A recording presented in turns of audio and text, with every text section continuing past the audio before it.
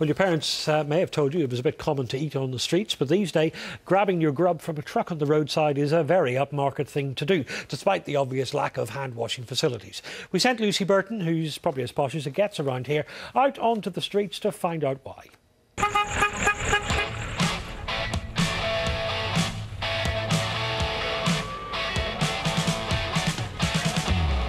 This is a charge of the food trucks, pioneers in portable cuisine. None of your dodgy meat drowned in garlic mayo for these guys. They're serious about food and they mean business.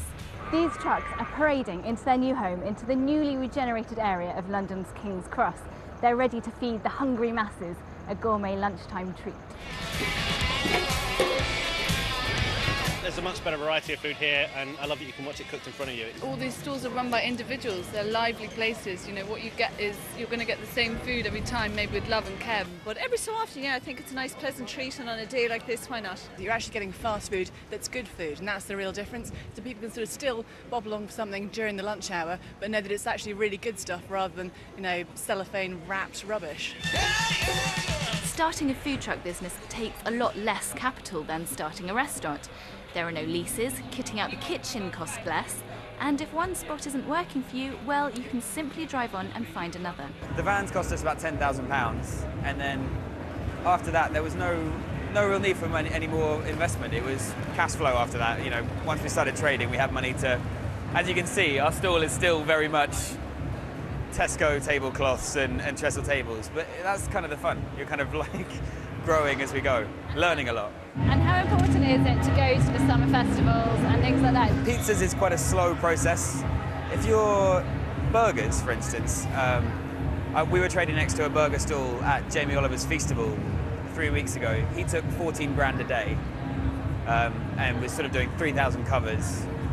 And it's just, you know, there's a lot of money to be made in the festival scene, if you get it right. Equally, there's a large risk involved. It can rain, no one turns up. So, and also, if you don't sell, then you've got a lot of stock left over and it can be expensive. The cost of pitches are rising, and local authorities can still be quite resistant to the idea of street food vendors. So the trucks here are launching KERB. It's a rotating collective of street food vendors based at King's Cross. Its aim, to nurture a climate that everyone can thrive in.